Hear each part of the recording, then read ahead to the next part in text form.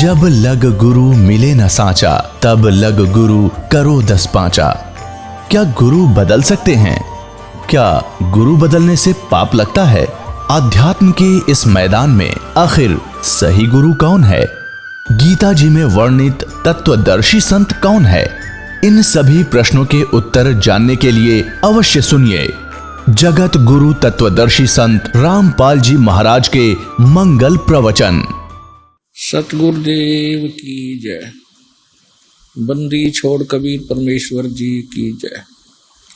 बंदी छोड़ गरीबदास जी महाराज जी की जय। स्वामी राम देवानंद जी गुरु महाराज जी की जय हो।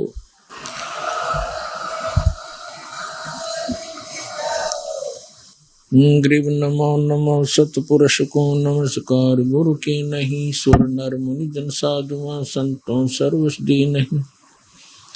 सतगुरु साहिब संत सब डंडो तुम प्रणाम। आगे पीछे मध हुए तिनको जान कुर्बान।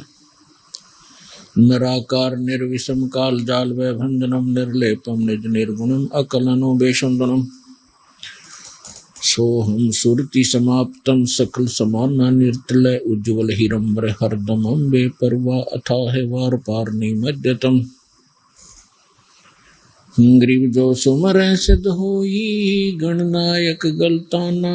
करो अनुग्रह सोई पारस पद परवाना। आदि गणेश मनाऊं गणनायक देव न देवा। चरण कमल लो लाऊं आद्यंत करूं सेवा।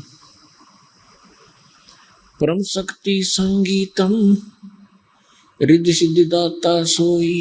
अवगत गुण अतीतम सत्य पुरुष निर्मोही। जगदम्बा जगदीशम मंगल रूप मुरारी। तन मन अर्पों शेषम भक्ति मुक्ति भंडारी।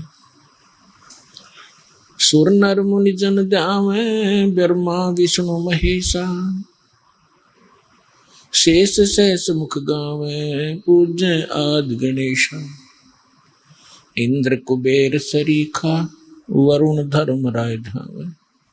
समरथ जीवन जी का मन इच्छा फल पावे। 33 कोटि आधारा डावे से 88। उतरे भव जल पारा कट है यम की फांसी। 33 कोटि आधारा डावे से 88। उतरे भव जल पारा कट है यम की फांसी।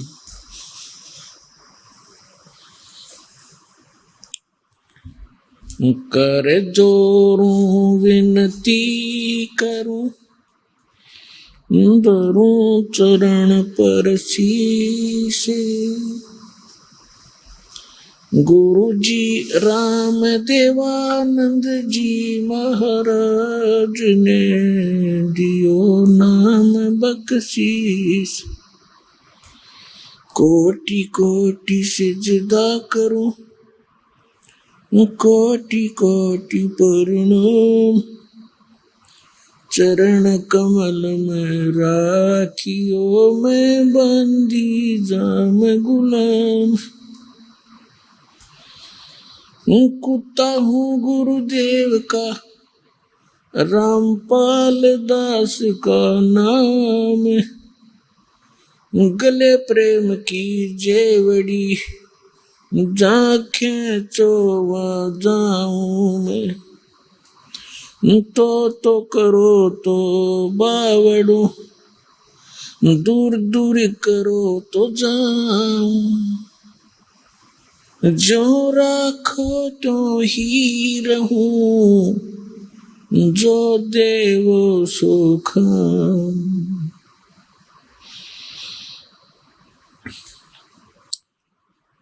सात द्वीप 9 खंड में गुरु से बड़ा ना कोई।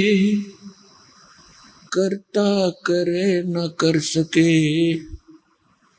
गुरु करे सो होए। गुरु बड़े गोविंद से मन में देख विचार। हरि सो मरे वो वार हैं गुरु सुमरे होए पार। जय इब के सतगुरु मिले, जय इब के सतगुरु मिले, सब दुख आँखों रो। चरणों ऊपर शीश धरूं, कहूँ जो कहनी हो।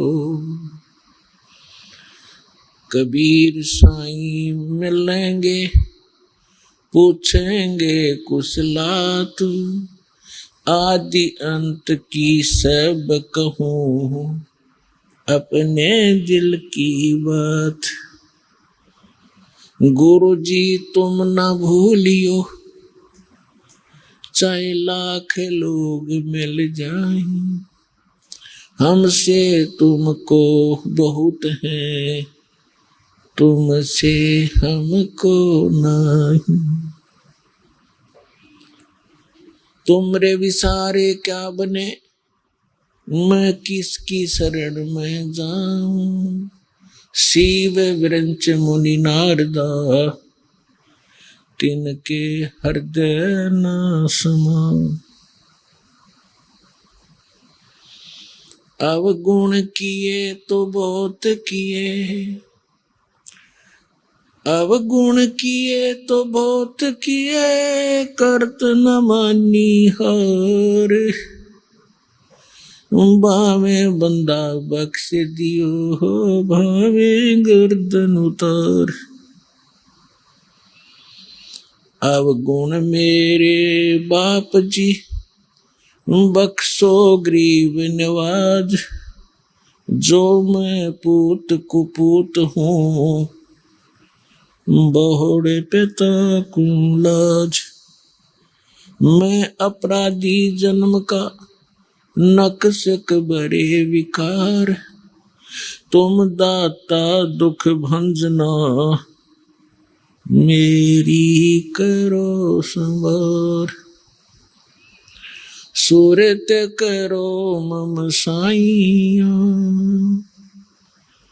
हम हैं भव जल माही। आप ही बह जाएंगे, जो तुम न पकड़ोगे बाण। हे बंदी छोड़ दयाल जी, तुम तक हमारी दौड़े। जैसे कागज जहाज का, अब सूझत और न ठोरे। परम पिता परमात्मा पूर्ण ब्रह्म सर्व सृष्टि रचनहार कबीर परमेश्वर जी की असीम रजा से आप परमेश्वर की प्यारी आत्माएं सत्संग सुनने के लिए सतलोक आश्रम बरवाला जिला हिसार हरियाणा के अंदर उपस्थित हुए। और सौभाग्य उन पुण्यात्माओं का जिनको किसी भी माध्यम से परमात्मा का ये यथार्थ ज्ञान सुनने को प्राप्त होता है, किसी डीवीडी सीडी के माध्यम से, किसी पुस्तक के माध्यम से।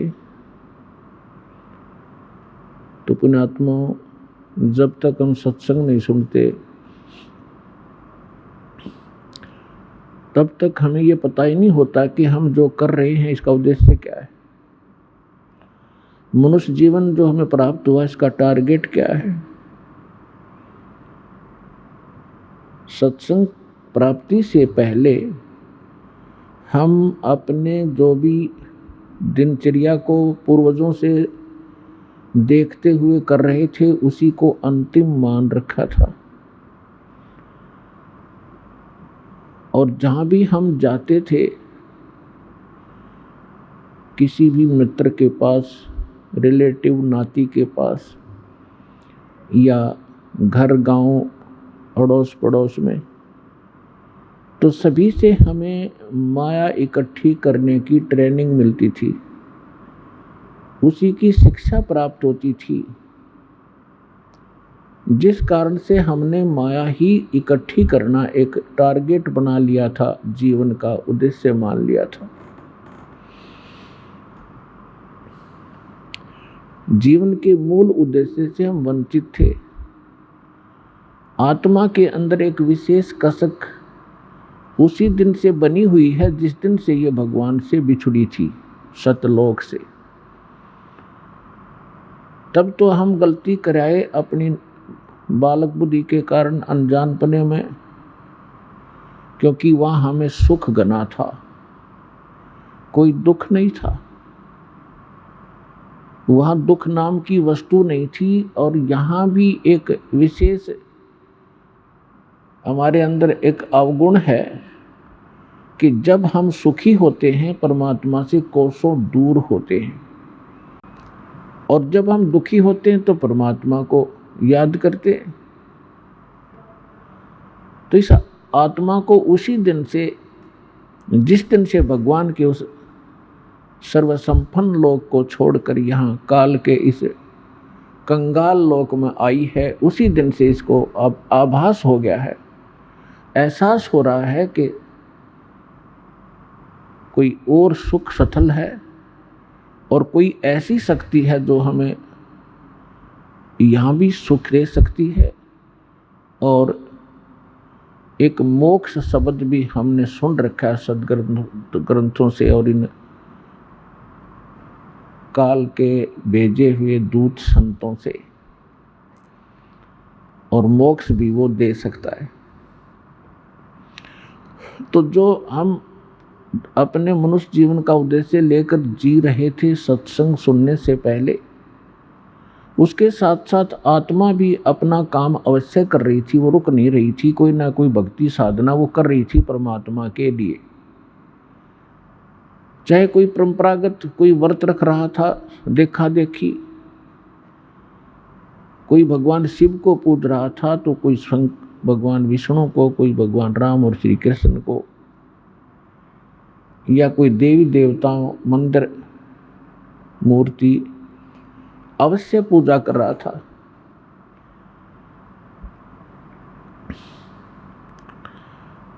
जब हमें सतगुरु मिले तब ये ज्ञान हुआ कि मनुष्य जीवन किस लिए प्राप्त हुआ था। तो परमात्मा ये यथार्थ ज्ञान जो सत्संग कहते हैं, ये परमात्मा ही आकर बताता है। और परमात्मा के द्वारा दिए गए ज्ञान को सभी सदग्रंथों में कहा है कि वो ज्ञान वास्तविक है और उसको सूक्ष्म वेदवत कहते हैं। श्रीमद् भगवत गीता अध्याय नंबर 4 के श्लोक नंबर 25 से लेकर 32 तक गीता ज्ञान दाता कहता है कि कोई साधक तो देवताओं की पूजा करता है, कोई स्वाध्याय ही करता रहता है, कोई योग अभ्यास हठ योग आदि करके अपनी संतुष्टि कर लेता है और ये समझ रहा होता है कि मैं जो साधना कर रहा हूँ ये पाप नाशक है। पाप नाशक मीन मोक्षदायक, पाप कटेंगे तो मोक्ष होगा।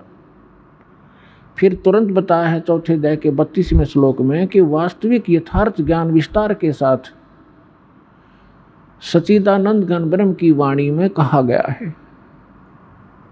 इन यज्ञों की वास्तविक जानकारी, यज्ञ माने धार्मिक अनुष्ठानों की वास्तविक जानकारी यथार्थ विस्तार के साथ ब्रह्मणे मुखे यानी सच्चिदानंद घन ब्रह्म ने, पूर्ण परमात्मा ने, सत्य पुरुष ने, परम अक्षर ब्रह्म ने अपने मुख कमल से बोलकर जो ज्ञान दिया है वो वास्तविक ज्ञान है। उसको तत्व ज्ञान, उसको सूक्ष्म वेद कहते हैं। और उस ज्ञान के समझने के बाद फिर सभी कर्मों से मुक्त हो जाएगा।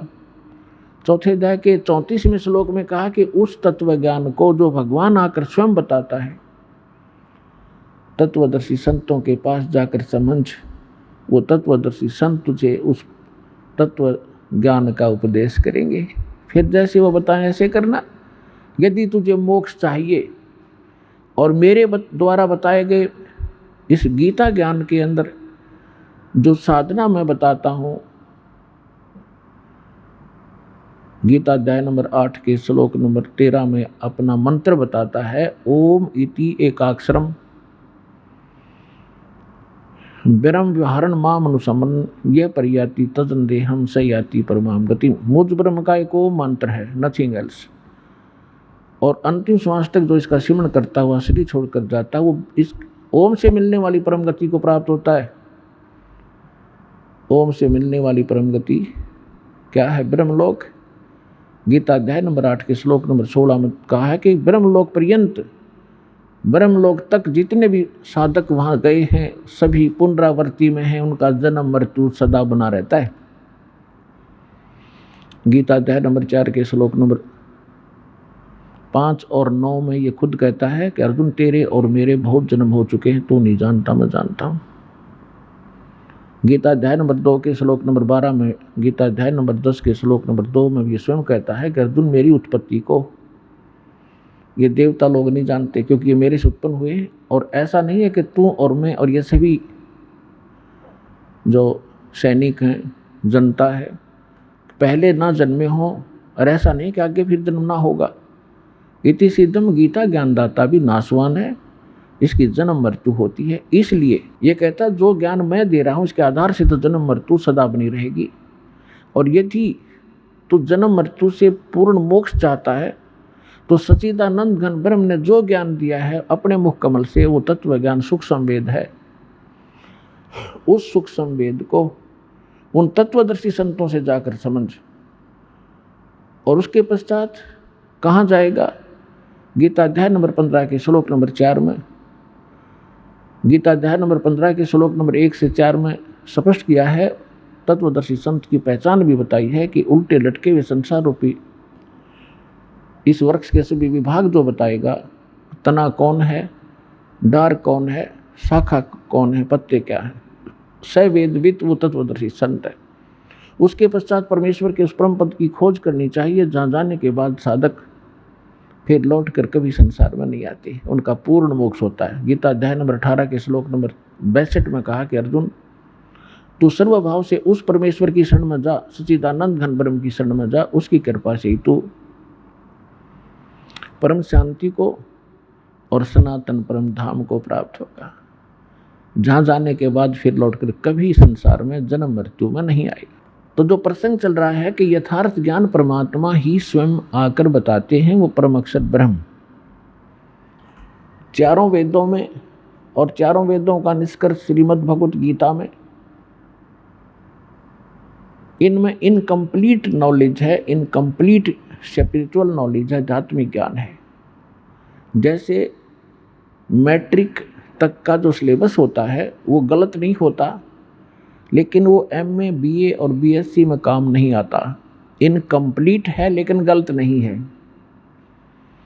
तो हमने पूर्ण मोक्ष के लिए उस सूक्ष्म वेद की आवश्यकता पड़ेगी। यजुर्वेद अध्याय नंबर 40 के श्लोक नंबर 10 मंत्र नंबर 10 में कहा है कि कोई तो परमात्मा को संभवात माने जन्म ले उत्पन्न होने वाला मानते हैं, जैसे श्री राम और श्री कृष्ण आदि 8-9 जितने अवतार हम मानते हैं ऐसे। और कुछ उसको असंभवात कहते हैं कि वो जन्म कभी लेता ही नहीं, निराकार है। परमात्मा कैसा है, साकार है या निराकार है, वो जन्म लेता है या नहीं लेता है, इसकी जानकारी तत्वदर्शी संत बताते हैं, उनसे सुनो। यानी वेद ज्ञान और गीता ज्ञान एक है। इसी प्रकार कुरान शरीफ के अंदर सूरत फुरकानी 25 आयत 59 से 52 से 59 में यही स्पष्ट किया है कि जिसने 6 दिन में सृष्टि रची और 7वें दिन तख्त पर जा बैठा, वो पूर्ण परमात्मा कबीर है, अल्लाह कबीर है। उसकी जानकारी किसी बाखबर से तत्वदर्शी संत से पूछ लो तो कुरान शरीफ का ज्ञानदाता भी उस परमात्मा के बारे में परिचित नहीं है, ऑप्शन छोड़ देता है। इसलिए कुरान शरीफ का ज्ञान भी इनकम्प्लीट है, रॉन्ग नहीं है। अब सूक्ष्म वेद में क्या बताया है? परमेश्वर से प्राप्त ज्ञान के आधार से श्री आदरणीय गरीबदास साहिब जी ने ऋग यजुर्साम अथर्वणम ये चारों वेद चतुर्भंगी रे, सूक्ष्म वेद साहेब का बाचे सोए कहिए सतसंगी रे। ऋग यजु साम अथर्वण, ये चारों वेद चित्तभंगी रे। ये आपको यथार्थ ज्ञान ना दे करके आपके मन को भ्रमित किए रहते हैं, शंकाओं में डाले रहते हैं, क्योंकि ये इनकम्प्लीट नॉलेज है। और सुख संवेद साहेब का बाँचै, सोए कहिए सतसंगी रे। तो सूक्ष्म वेद में परमात्मा ने स्वयं आकर के क्या बताया है? मानुष जन्म दुर्लभ है, मिलन बारंबार। तरवर से पत्ता टूट गिरे, वो बहोर न लगता डार। मानुष जन्म पाया कर, जो नहीं रटे हरि नाम। जैसे कुआं जल बिना फिर बनवाया क्या काम। अब मनुष्य जीवन का जो उद्देश्य हम लेकर जी रहे थे, और जब तत्व ज्ञान होता है उसके बाद हमारे जीने का उद्देश्य क्या होता है, उसमें दिन और रात का अंतर हो जाता है। परमात्मा हमें याद दिलाते हैं कि ये मनुष्य जीवन केवल परमात्मा की साधना के लिए प्राप्त होता है, मोक्ष प्राप्ति के लिए प्राप्त होता है। और जो श्रद्धालु सत्संग नहीं सुन पाते, सुख संवेद जिनको प्राप्त नहीं होता, वो भक्ति करके भी असफल हो जाते हैं। अपने आत्मा इस विश्व के अंदर कहीं सत्संग नहीं है। इस सतलोक आश्रम बरवाला को छोड़कर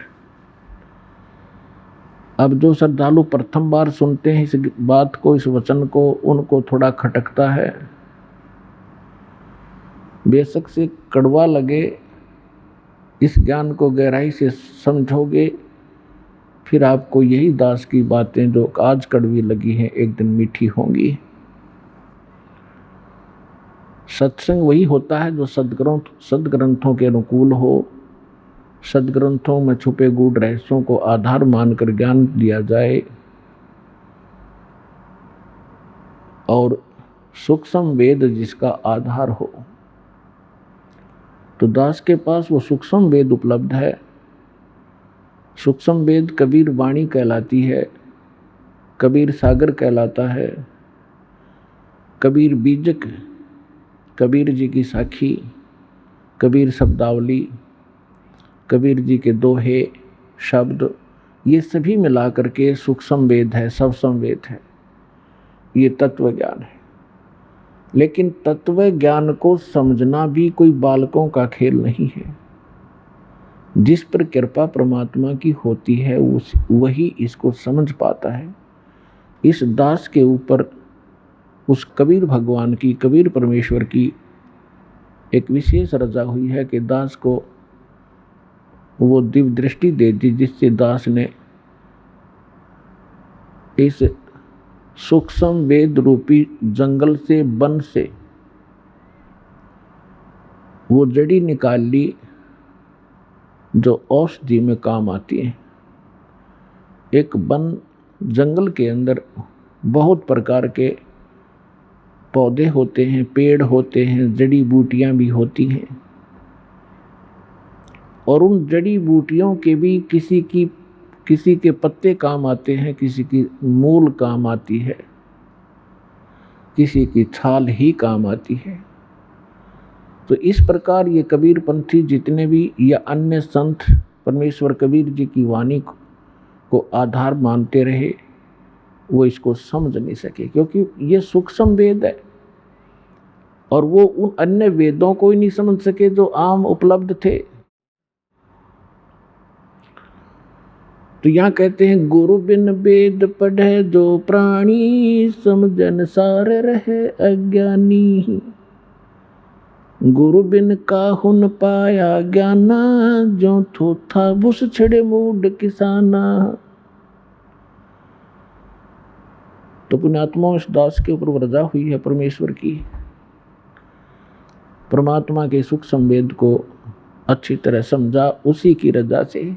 जीव के सत्र का काम नहीं है कि वो सदग्रंथों को अपने अपने लेवल से, अपने सत्र से समझ सके। इन सदग्रंथों की वाणियों को याद की आपको बहुत मिल जाएंगे। गीता जी के लगभग सभी श्लोकों को याद कंठस्थ किए हुए भी व्यक्ति मिल जाएंगे। कबीर साहब की वाणी को भी बहुत से घोटे आपको मिल जाएंगे कंठस्थ याद किए। गरीबदास जी की वाणी को, दादू साहब जी की वाणी को, नानक साहब जी की वाणी को, गीसा दास जी की वाणी को। तो वो वाणी घोट लेने मात्र से वो ज्ञानी नहीं बन जाता। उसके लिए परमात्मा ने बताया है कि वक्ता कोट अनंत है, श्रोता कोट अनंत, और ये ज्ञानी बने फिरे। ये ज्ञानी कोट अनंत है, बिरले साधु संत। तो पुण्यात्माओं, आपका एक विशेष सौभाग्य है आपका, जो आपको ये ज्ञान मिला और आपको ये अच्छा लगा, आपको सुहा गया ये ज्ञान। प्रथम बार जब व्यक्ति इस ज्ञान को सुनता है, उसका पारा जो है 100 के ऊपर जाता है, क्योंकि हमने ये ज्ञान कभी सुना ही नहीं था। ज्ञान यही था, हमने अज्ञान सुन रखा था। तो जब से इस दास ने इस मार्ग का, परमात्मा की रजा से मार्ग दर्शन शुरू किया है, उसी दिन से संघर्ष का सामना करना पड़ रहा है। लेकिन दास को विश्वास था कि एक दिन सफल होंगे, क्योंकि ये सत्य है। सत्य के सामने असत्य घनी देर नहीं टिका करती। थोड़ी सी देर तो बवाल मचा सकती है असत्य, लेकिन उसका पैर नहीं होते, वो बेसलेस होता है। आज आपके समक्ष वो सामने सत्य हो रहा है। सन 1994 से आज 2013 तक आप देख लीजिए, 19 वर्ष हो गए, लगभग 18-19 वर्ष। और इतने संघर्ष के बाद आज हम ऐसे ऊपर हुए हैं, क्योंकि इसका कारण ये रहा कि आज परमात्मा ने सबसे पहले अपने बच्चों को शिक्षित किया। बहन बेटी बुजुर्ग लगभग भारत के अंदर सब अक्षर ज्ञान युक्त है।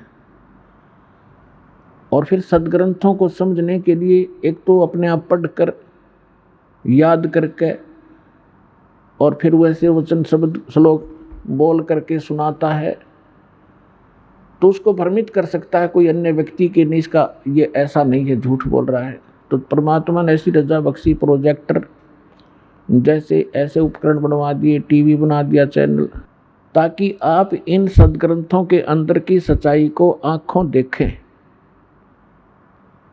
और यही हमें परिणाम मिला है, अच्छा परिणाम मिला है कि आप जी अब दृढ़ हो गए।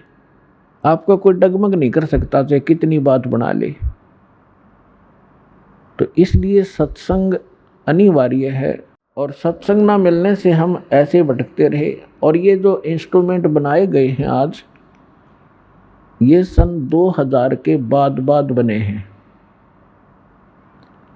ये जितने भी टीवी चैनल हैं, सीडी, प्रोजेक्टर आदि, ये टीवी के अंदर हम दिखा रहे हैं आपको।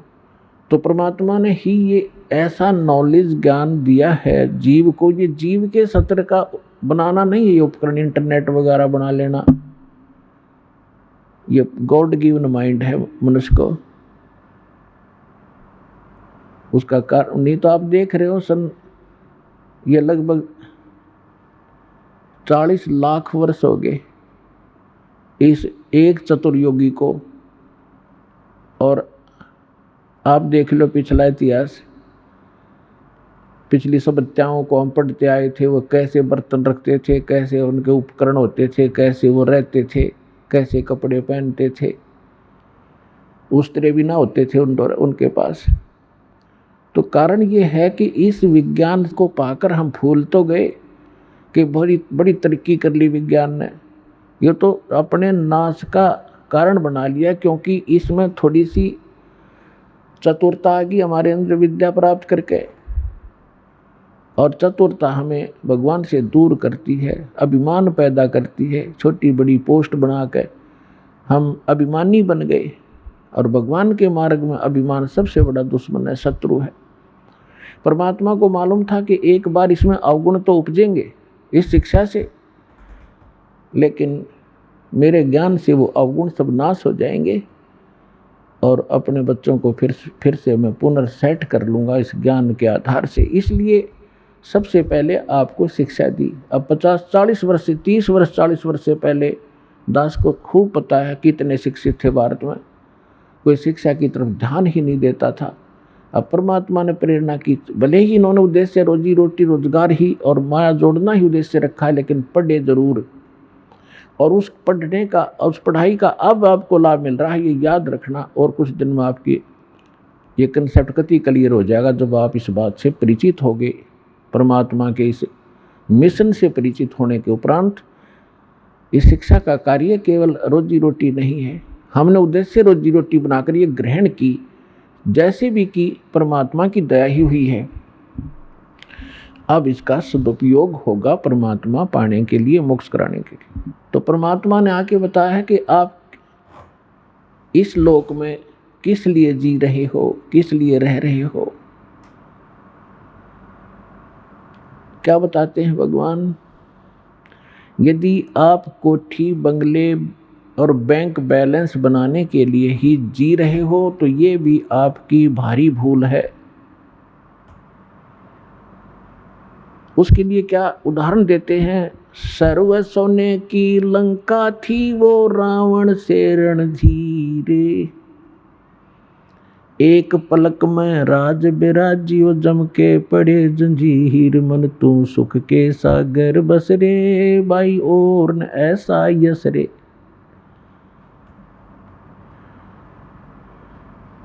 कि यदि आप एक 10-20 लाख रुपए बैंक में इकट्ठे भी कर लोगे और एक सुंदर कोठी बना भी लोगे तो के कला टूट गया, कल मृत्यु हो जाएगी, फिर अगले दिन गधा बन जाएगा, वह कोठी यहीं खड़ी रहेगी, कोई और बैठेंगे, आप पशु बनकर धक्के खा रहे होगे।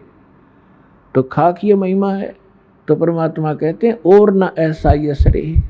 यश माने महिमा, बड़पन, महानता, प्रभुता। तो ये जो आप यहाँ ये कोठी बंगले बना कर, लंबी लंबी गाड़ी कार लेकर खरीद कर या महिमा बनाना चाहते हो, ये आपकी महामूर्खता है। क्योंकि मनुष्य जीवन जिसको प्राप्त है वो विद्यार्थी है।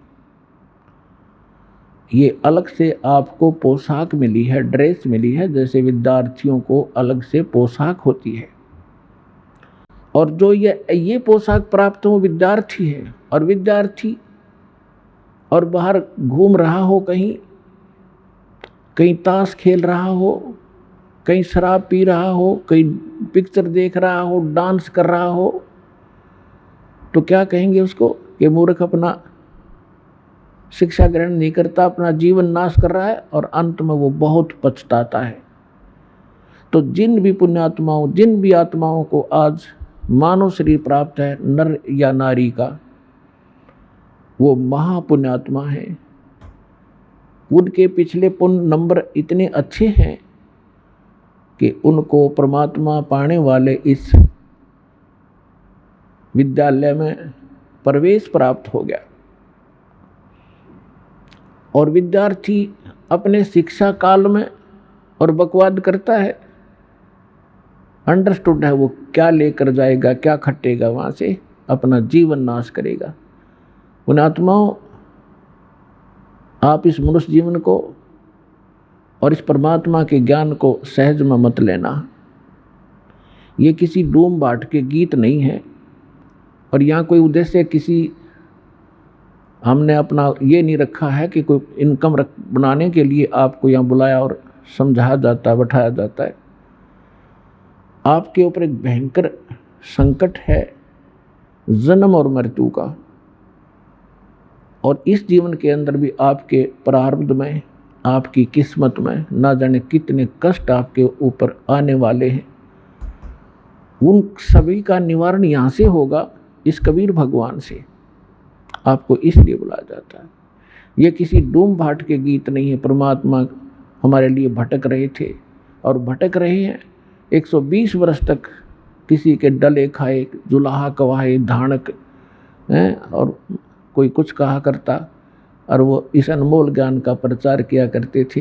एक एक दिन में 1,000 जगह प्रकट होकर के परमात्मा आज के टीवियों जैसा काम किया करते थे। जिस कारण से उस परमात्मा के, उस काशी वाले कबीर दुल्हा के 64 लाख से सोए थे।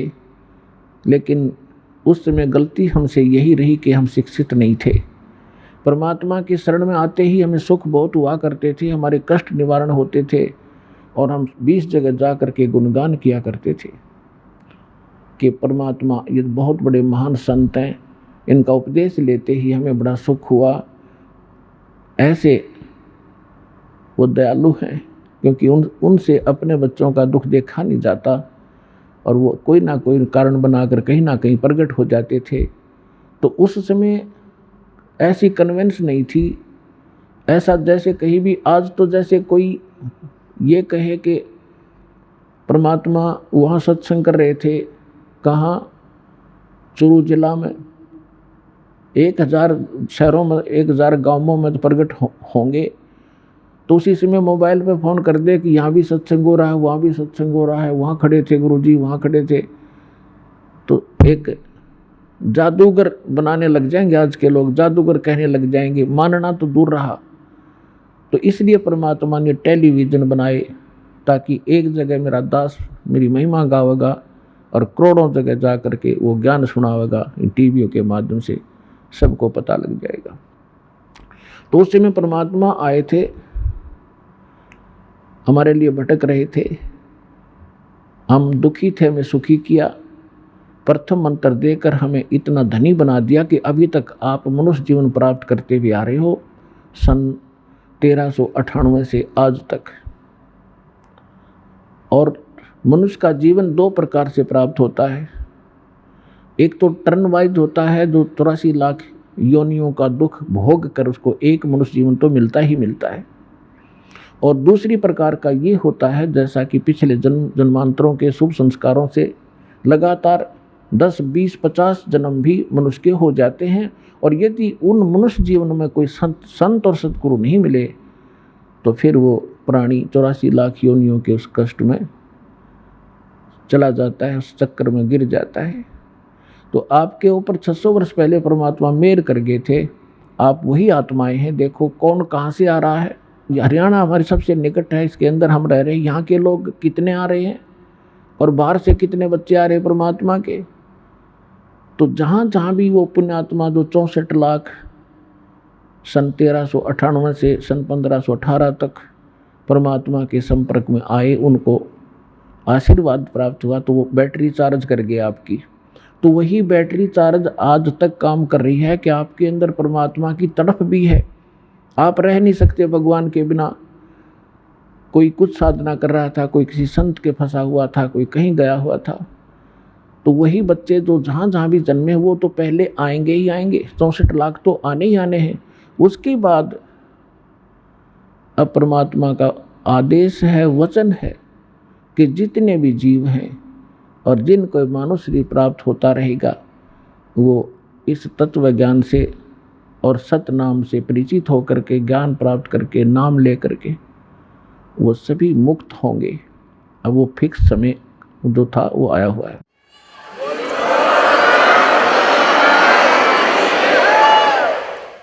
अब जो प्रसंग चल रहा है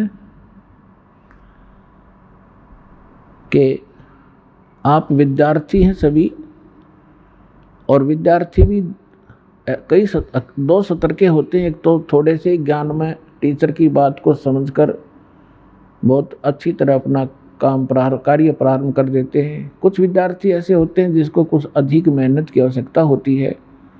तो इसी प्रकार जिनको 84 लाख योनियों में से निकल कर जो आए हैं, वो भी बार बार सत्संग सुनने से अवश्य उनके अंदर ये भक्ति बीज प्रवेश होगा, वो भी स्टार्ट हो जाएंगे। तो पुण्यात्माओं,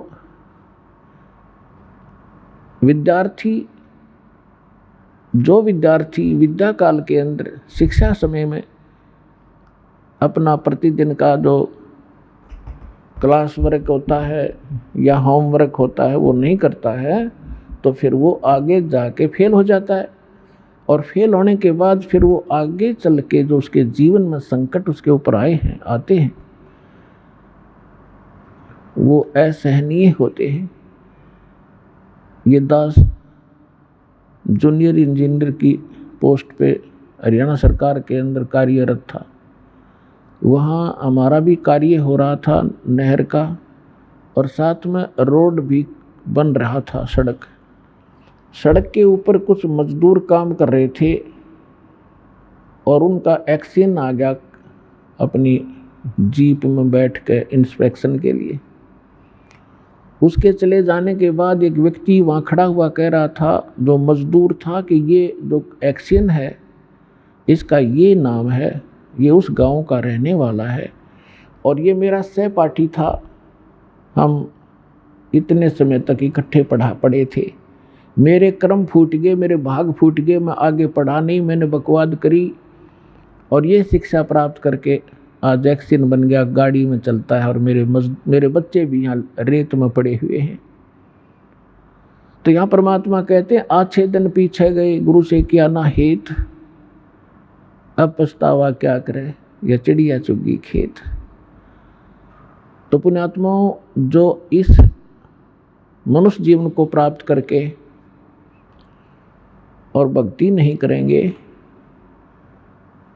बुराइयों से नहीं बचेंगे, तो वो ऐसे पछताएंगे।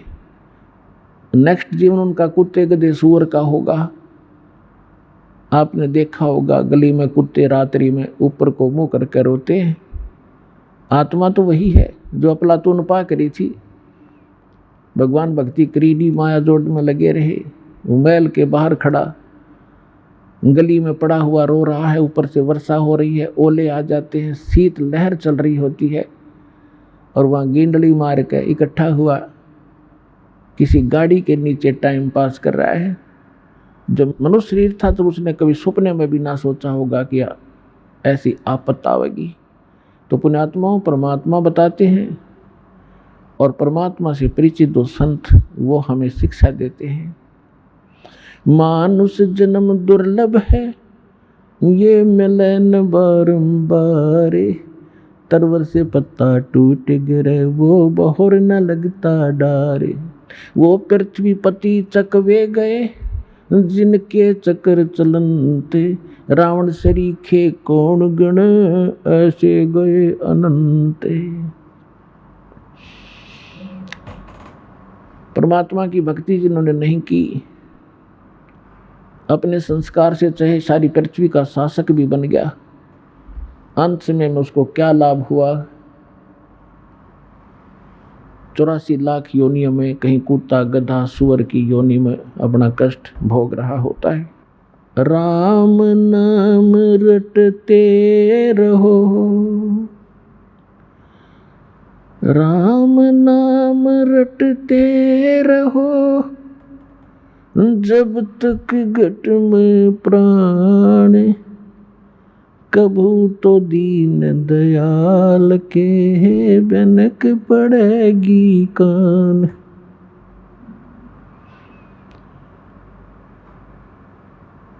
राम रटत कन्या भली, साकट भलो न पूते, छेरी के गल में गलथना, जिसमें दूध न मूत। राम रटत दारिद्र भलो, टूटी घर की छान, वो सुंदर महल किस काम के, जहाँ भक्ति नहीं भगवान। राम रटत कोड़ी भलो, चू चू पड़े जो चाम, वो सुंदर शरीर किस काम का, जा मुख नाही नाम। जिव्या तो वाए भली जो रट हरि नाम, नहीं तो काट के फेंक दियो ये मुख में बलो न चाम। परमपिता परमात्मा स्वयं आकर के अपनी प्यारी आत्माओं को यथार्थ मार्गदर्शन करते हैं, सही दिशा देते हैं। उनके द्वारा दिए गए ज्ञान को सूक्ष्म वेद कहते हैं। और सूक्ष्म वेद में परमात्मा हमें बता रहे हैं कि यहाँ के जो सुख आप देख कर इसी में सीमित हो गए, ये गलत है। ठीक है, संस्कार वश आपके परिवार है, आप परिवार पोषण के लिए भी कार्य करते रहो, लेकिन भगवान के इस नाम को, इस भक्ति को, इसको साथ रखो। ये आपके इस संस्कारों को सुलझाने में आपको बहुत मदद करेगी। जैसे पहले हाथ से आटा पीसते थे, हाथ से पशुओं का चारा काटते थे, हाथ से पंखा करते रहते थे हवा प्राप्त करने के लिए, और भी बहुत से साधन तो अब वो ही कार्य पावर से होते हैं, जो उसका कनेक्शन ले लेते हैं बिजली से। अब वो कितने आसान हो गए, 1 घंटे में मनमाना 2 टोकरे सानी नहीं, वो चारा नहीं कटे आदमी पर, जो बढ़िया मशीन आ गई थी वो हाथ से चलाने वाली, और 1 घंटे में ढेर लगा दे, बिजली का कनेक्शन मिल जाए, पावर से वो काम कट ढेर लगा देता है। इसी प्रकार हाथ से पीसने से 2 घंटे में 2 किलो आटा नहीं पूरा होता था, और 2 घंटे में भर दे 2 बोरी, आज चाकी पावर से चलने वाली। तो कहने का भाव ये है कि आप जी जो कार्य कर रहे थे वो आपका केवल संस्कार मिल रहा था आपको। अब परमात्मा की पावर आपके साथ होगी तो फिर पावर से काम होंगे आपके, कबीर भगवान वाली शक्ति तय, फिर देखना कितने आसान हो जाएंगे। तो हमें ये साथ रखना था, लेकिन हमने साथ रखा, लेकिन वो कनेक्शन ठीक नहीं था, वो पावर पूरी नहीं थी जो हमारे काम कर सके थी। जैसे हम अन्य देवताओं की पूजा करते थे तो उनकी आप बैटरी कुछ सीमित सीमा की होती थी, और उनसे हमारे सब काम नहीं हो पाए थे। और वो उन्होंने भी एक नियम बना रखा है कि जो जैसे कर्म करेगा उतना ही फल मिलेगा। किसी के प्रारब्ध में कोई भी दुख है तो वो देवता, यहाँ तक कि ब्रह्म तक, और जो परब्रह्म जिसको कहते हैं अक्षर पुरुष तक, ये आपके प्रारब्ध में, आपके किस्मत में पूर्व निर्धारित जो संस्कार हैं उनमें कोई परिवर्तन नहीं कर सकते। मासा घटे न तिल बधे, विद न लिखे जो लेख, सच्चा सतगुरु मेट कर ऊपर मारे मेख। तो पुण्यात्माओं, जब पूर्ण परमात्मा का नुमाइंदा, उसका कृपा पात्र संत या स्वयं मालिक आते हैं, 600 वर्ष पहले स्वयं परमात्मा आए थे, और उसमें कोई ऐसा प्रचार प्रसार का साधन नहीं था जैसा आजकल उपलब्ध है। आज तो कोई भी लल्लू पंजू जिसको मीडिया में टाइम मिल जाता है, टीवी के ऊपर बोलने का समय, वे 1 लाख 2 लाख न मूर्ख बना ले, क्योंकि जिज्ञासु उसको संत जानकर उसके पीछे लग लेते हैं। और उस समय 64 लाख शेष परमात्मा के हुए थे, वो कोई ज्ञान से नहीं। ज्ञान तो परमात्मा ये वाणी बोलते ही थे जो आत्मा को खींचती है, लेकिन उनको सुख दिए थे। वो दुखी देख नहीं सकता अपनी प्यारी आत्माओं का, वो परमात्मा है, दयालु है। तो वो क्या बताते हैं, तो उसके लिए बताया है कि मासा घटे न तिल बधे, विद ना लिखे जो लेख, और सच्चा सतगुरु मेट कर ऊपर मारे मेख। अब सच्चा सतगुरु कहा है गरीबदास जी ने कि जैसे गुरु, वैसे गुरु शब्द पर्याप्त है। गुरु का अर्थ होता है मार्गदर्शक, लेकिन ये नकली गुरु हो गए, इसलिए सतगुरु कहा। अब कलयुग में ये सतगुरु भी नरे हो गए, जैसे राधा स्वामी, धन सतगुरु, ये सारे अपने आप को सतगुरु बोल रहे हैं, और कक का पता नहीं है भी अध्यात्म मार्ग का। तो इसलिए सच्चा सतगुरु कहा। काल ने उलझाने में कसर नहीं छोड़ रखी अध्यात्म ज्ञान को। कबीर साहब कहते 9 मन सूत उड़ जिया, ये ऋषि रहे जखमार, और सतगुरु ऐसा सुलझा दे, उलझा ना दूसरी बार। तो वैसा सुलझा दिया पुण्यात्माओं, इस कलयुग में यो अध्यात्म ज्ञान नहीं उलझेगा, चाहे कोई सर पटक लियो, भक्ति करियो चाहे ना करियो, वो अलग बात है। अब क्या कहते हैं कि मासा घटे ना तिल बधे, किसी भी साधना से आपके प्रारब्ध के अंदर, आपकी किस्मत में जो लिखे हुए आपके संस्कार हैं, जो आपके ऊपर कष्ट आने हैं, मृत्यु होनी है, वो बदल नहीं सकते। लेकिन पूर्ण संत, उस कबीर परमात्मा का सच्चा नुमाइंदा, उसको खत्म करके, मिटा करके ऊपर मेख मार देना, यानी फॉर एवर दोबारा पनप नहीं सकते। मेख मारन का अर्थ ही होता है। अब आपको उस परम पिता परमात्मा कबीर जी से प्राप्त इस सत भक्ति से जो लाभ हुए हैं, कुछ पुण्यात्माओं का अनुभव आपके सामने रूबरू करते, वो सुनिएगा।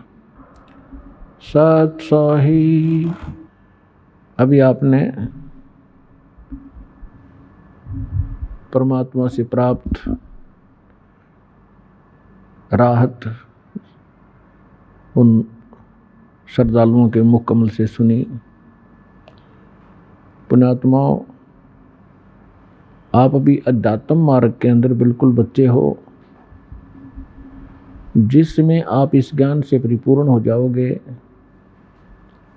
उसमें आपको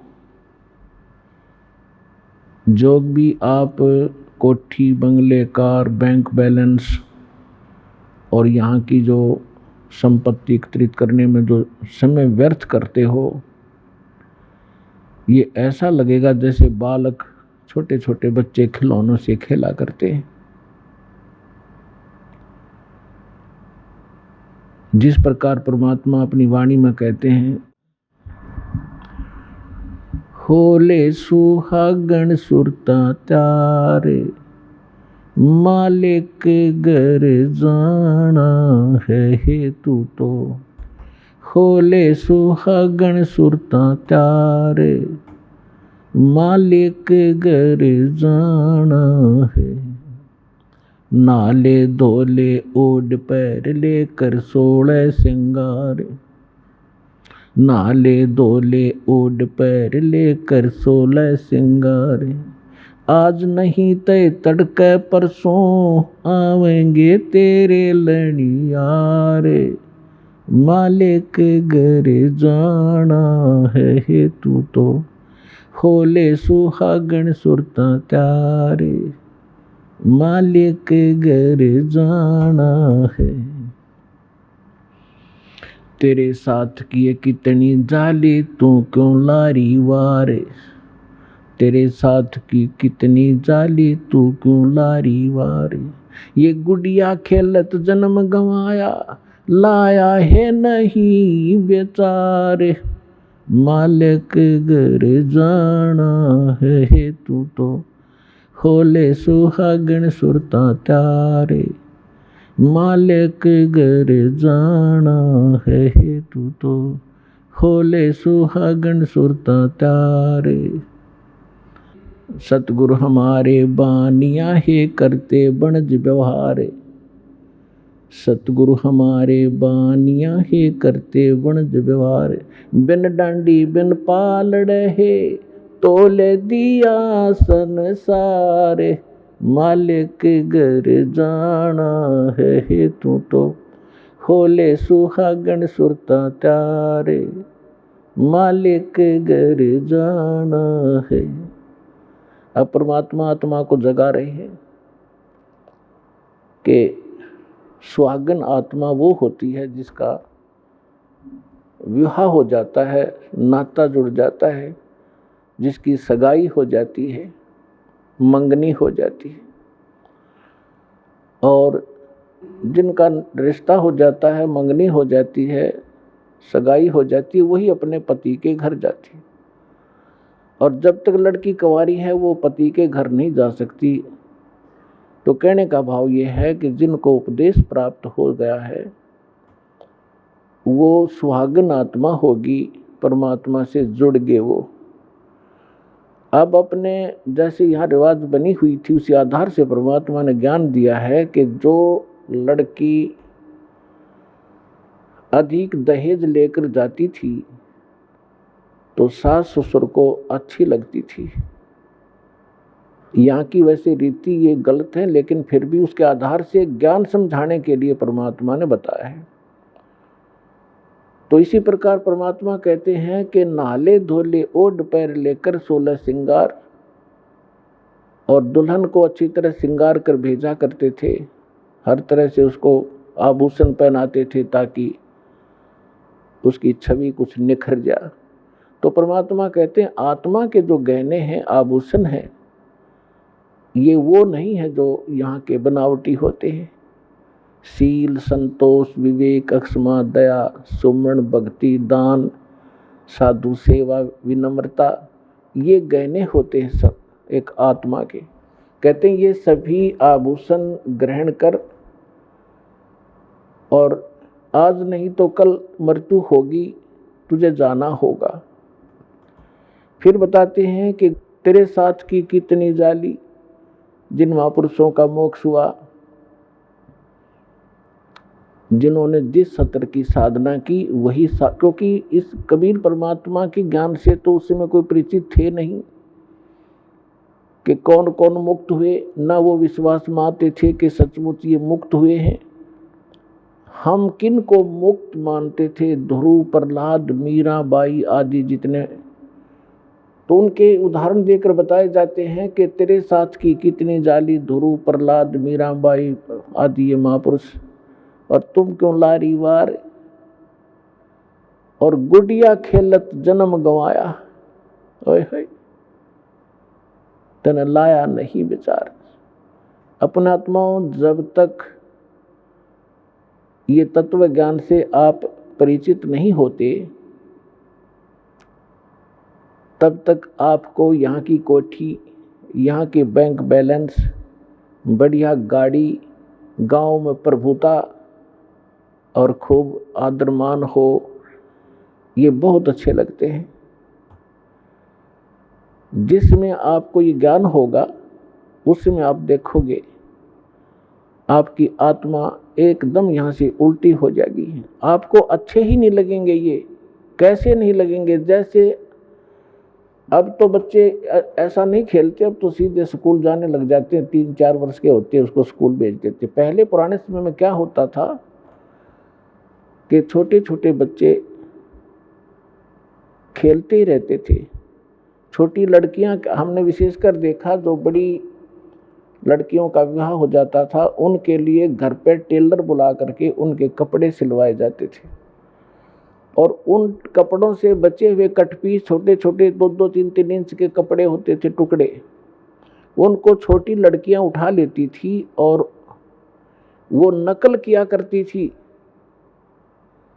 क्या नकल करती थी कि जैसे पहले क्या करते थे, हमने देखा हमारे विशेषकर ये रीति थी कि लड़की जब अपनी ससुराल जाती थी उससे पहले उसका दुष्प्रचार करते थे, दहेज। उसमें कहते थे 30 कपड़े, सूट, तिल बोला करते, आगे वालों की यानी आगे ससुराल वालों में किसी सासू की, नंद की, पीतस की, तायस की, दादस की, ऐसे, और फिर वो आगे वालों की, और 20 लड़की की, वो अलग अलग कपड़े रखे जाते थे। तो वो लड़की छोटी सी क्या करती थी, उन छोटे छोटे टुकड़ों को इकट्ठा करके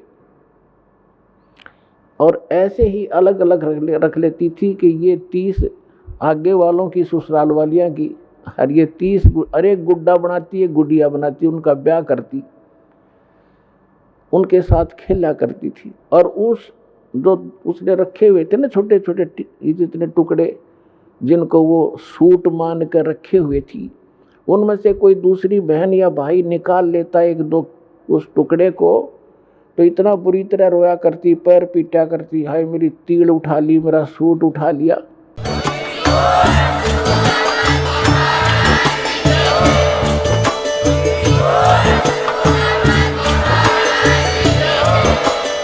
आप सुन रहे थे जगत गुरु तत्वदर्शी संत रामपाल जी महाराज जी के मंगल प्रवचन। अधिक जानकारी के लिए विजिट कीजिए हमारी वेबसाइट www.jagatgururampalji.org।